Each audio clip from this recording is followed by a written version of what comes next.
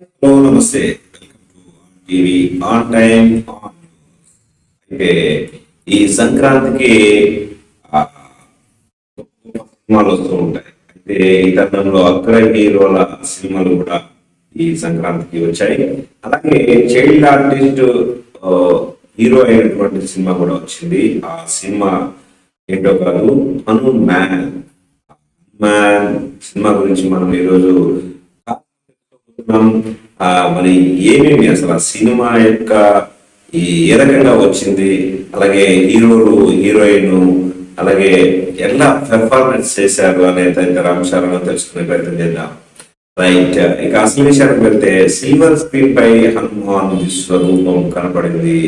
ఇది 100% ప్రశాంత్ వర్మ టేకింగ్ చేసినటువంటి అంశంగా పరిగణించినటువంటి ప్రేక్షకులందరూ పరిగణించారు. అయితే ఈ సినిమా కొంచెం స్టోరీలోకి వెళ్తే, అంజనాద్రి గ్రామంలో హనుమంతుడు అంటే సత్య అనే హీరో ఉంటాడు కదా, అతను చిల్లర గా తిరిగే అబ్బాయిగా ఉంటాడు అనమాట.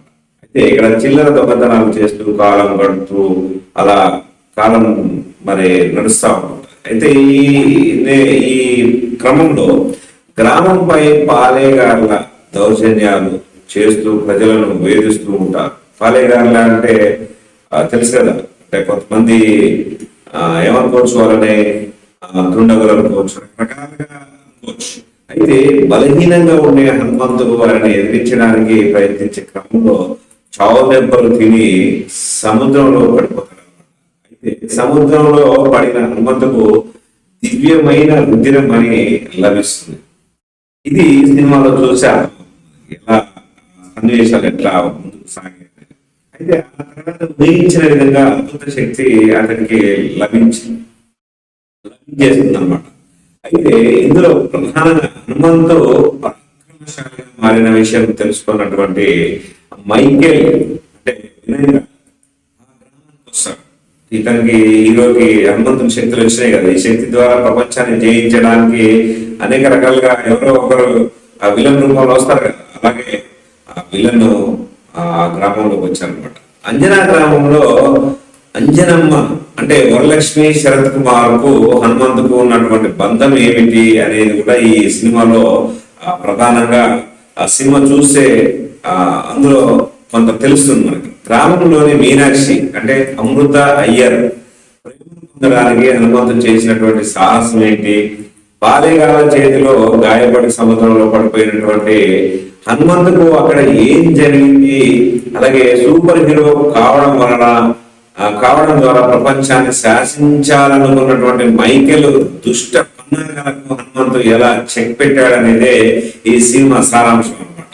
అయితే ఈ దుష్ట శక్తులను ఎదిరించే క్రమంలో ఆంజనేయ స్వామి అనుగ్రహం హనుమంతుకు ఎలా లభించింది అనే ప్రశ్నలకు సమాధానమే ఈ సినిమా కథ అనమాట. సో మైకేల్ తన బాల్యంలో సూపర్ హీరోగా మారడానికి తన కుటుంబానికి చెందినటువంటి ద్రోహం అనే పాయింట్ తో, చిన్నప్పుడు జరిగినటువంటి ద్రోహం ఉండగా అనే పాయింట్ తో సినిమాను డిఫరెంట్ జోన్ లోకి తీసుకెళ్లాడు మన ప్రశాంత్ వర్మ. హాలీవుడ్ ఫ్లేవర్ తో కథను నడిపించినటువంటి ప్రశాంత్ వర్మ ఈ కథను అంజనాద్రి తీసుకెళ్లి హనుమంతు క్యారెక్టర్ ఎస్టాబ్లిష్ చేయడము చకచక అన్ని జరిగిపోతాయి అనమాట.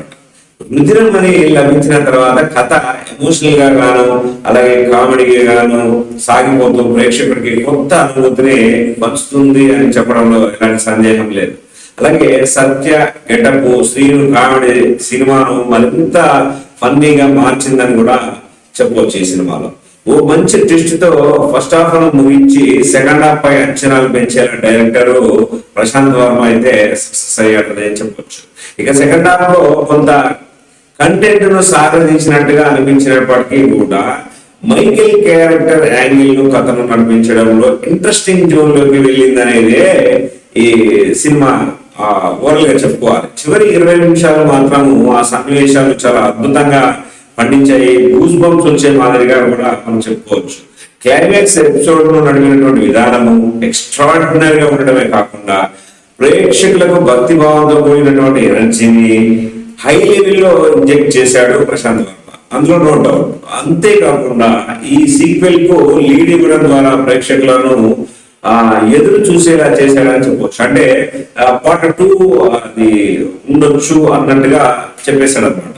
అయితే నటుల పెర్ఫార్మెన్స్ విషయానికి వస్తే హనుమంతుగా తేజ సజ్జ అదే హీరో అల్లరి చిల్లరి అబ్బాయిగా తనకి ఏమి తెలియని శక్తిగా ఆవహించినటువంటి యువకుడిగా, ప్రేమకుడిగా, సోదరుడిగా, అలాగే ఊరి ప్రయోజనాలను కాపాడే పౌరుడిగా, ఆంజనేయ స్వామి భక్తుడిగా పలు పాత్రల్లో పోషించి తన క్యారెక్టర్ మాత్రం మెప్పించుకున్నటువంటి అందులో సందేహం లేదని చెప్పొచ్చు. తను ఒక హీరోగా ఎస్టాబ్లిష్ అయ్యిందని కూడా చెప్పొచ్చు ఈ సినిమా ద్వారా.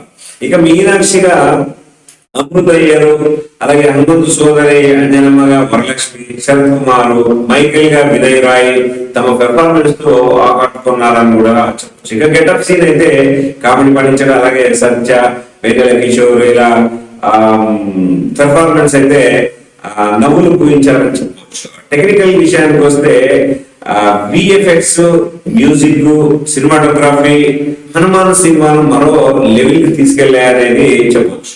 ప్రీ క్లైమాక్స్ నుంచి క్లైమాక్స్ వరకు సీట్లకు అతుక్కొని పోయేలా సినిమా రూపొందించాడు ప్రశాంత్ వర్మ. ఎడిటింగ్, ఇతర విభాగాలు, పనితీరు చాలా బాగున్నాయి. తాను నమ్మిన కథను ఖర్చుకు వెనకాడకున్న సినిమాను నిర్మించినటువంటి నిరంజన్ రెడ్డి ఆయన ఎప్పటికైనా చరిత్రలో నిలిచిపోతాడు. ఎందుకంటే ఒక భక్తిభావమైనటువంటి సినిమాని ప్రజల్లోకి తీసుకెళ్ళినప్పుడు తన పేరు చిరస్థాయిగా నిలబడే అవకాశాలు ఉంటాయి. ఈ సినిమాపై ఉండే తన తపన అభిరుచి ఏమిటో నిర్మాత కూడా తెలిసిపోయింది ఇంట్లో. సో డివైనిటీ, అలాగే లవ్ అలాంటి తదితర అంశాలతో కూడినటువంటి సినిమా చాలా వండర్ గా వచ్చిందని చెప్పుకోవచ్చు. అలాగే కొన్ని విషయాలు లాజిక్ అందుకుండా అంటే ఉన్నా కూడా అవి సినిమాటిక్ గా ఎక్స్పీరియన్స్ కోసము తప్పదనిపిస్తుంది. అంటే కొన్ని లాజికల్ గా పాయింట్స్ అక్కడక్కడ కొన్ని గందరగోళం సృష్టిస్తుంది, కానీ సినిమా పరంగా చెప్పుకోవచ్చు. ఇక హనుమంతుడిపై భక్తిభావం, హిందీ పురాణాలను అంటే హిందువుల మనోభావాలను గుర్తు చేసేలా హనుమంతుడి యొక్క చేసే విధంగా ఈ సినిమా అయితే ఖచ్చితంగా ఉంటుంది. తప్పకుండా థియేటర్ లో చూస్తే కనుక మంచి అనుభూతి రాదనేది ఖచ్చితంగా చెప్పొచ్చు. ఎందుకంటే నేను థియేటర్ లో చూస్తే ఒక గూస్ బంప్స్ అంటే ప్రతి సన్నివేశానికి ఒక ఎమోషనల్ ఫీలింగ్స్.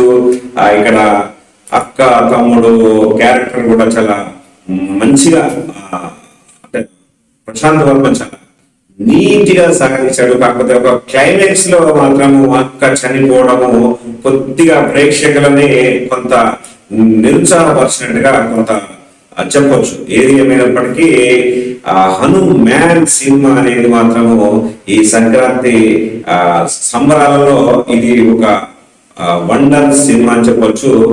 ఇకపోతే పెద్ద పెద్ద హీరోలతో వచ్చినటువంటి సినిమాలు అవి వాటితో పోటీ పడి ఇది ముందుకు సాగే అవకాశం కూడా లేకపోలేదు. సో ఇక్కడ నాగార్జున, వెంకటేష్, అలాగే రేపు సైంధవ్ సినిమా కూడా రిలీజ్ అయింది. అంటే వాటితో పోటీ పడే నడిచే అవకాశాలు ఉన్నాయి. ఇక గుంటూరు కారం సినిమా కూడా వచ్చింది. దానితో చైల్డ్ ఆర్టిస్ట్ సినిమా ఇంత సూపర్ హిట్ అవ్వడం అనేది ఈ సంక్రాంతి పండుగకి అందరికీ ఒక పండగ వాతావరణం కల్పించిందని చెప్పుకోవచ్చు. ఇది మొత్తానికి హనుమాన్ సినిమా గురించి కొంత మనకు తెలిసినటువంటి అంశం. మరొక సినిమా అంశంతో మళ్ళీ మీ ముందుకు వస్తాను. అప్పటి వరకు ఆన్ టీవీతో టచ్ లో ఉంటారని ఆశిస్తూ this is Balu signing off. నమస్తే.